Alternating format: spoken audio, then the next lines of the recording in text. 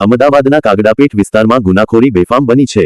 મજૂર ગામ ડુંગર મોતીની ચાલીમાં મહેન્દ્રસિંહ સોલંકી નામના યુવાનની 4 શખ્સોએ નિર્મમ હત્યા કરી ફરાર થઈ ગયા। ઝોન 6ની એલસીબી ટીમે ઝડપભર્યા ઢબે આરોપીઓને ગણતરીના કલાકોમાં જ પકડી પાડ્યા।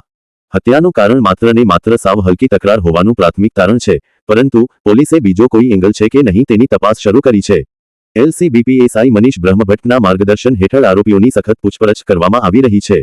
મૃતક મહેન્દ્રસિંહના કુટુંબજનો શોકમાં ગરકાવ છે અને પોલીસે તેમના તેમજ આરોપીઓના મોબાઈલ જપ્ત કરી કોલ રેકોર્ડની ચકાસણી શરૂ કરી છે।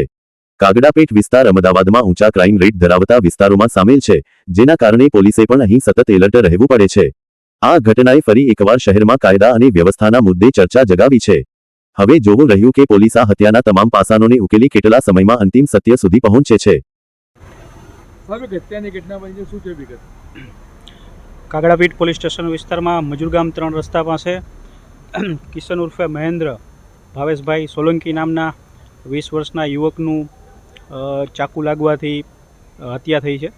એમાં પ્રાથમિક દ્રષ્ટિએ લગ્ન પ્રસંગે નાચવા બાબતે ઝઘડો થયેલો હોવાનું પ્રાથમિક તારણમાં નીકળે છે। આરોપી કોણ હતા? આરોપીના પૂરા નામ હજી આવેલા નથી અને લાશને પીએમ માટે ખસેડેલી છે। ફરિયાદની તજવીજ ચાલુ છે, ત્યાર પછી છે એ કહી શકાશે। આ લગ્ન પ્રસંગ ક્યાં હતો અને ક્યાં માથાકૂટ થઈ હતી? છીપા કબ્રસ્તાનની બાજુમાં એક પ્લોટમાં છે એ લગ્ન પ્રસંગ હતો અને મર્ડર અહીંયા કરવામાં આવ્યું આ જગ્યા પર? આ બંને જગ્યા છે એકબીજાની નજીક જ છે। કેટલા સમય ટાઈમ શું હતો? 11 થી 11:30 સુધીનો સમય હતો। આરોપી કેટલા છે સાહેબ? એ હજી પ્રાથમિક તપાસ ચાલુ છે।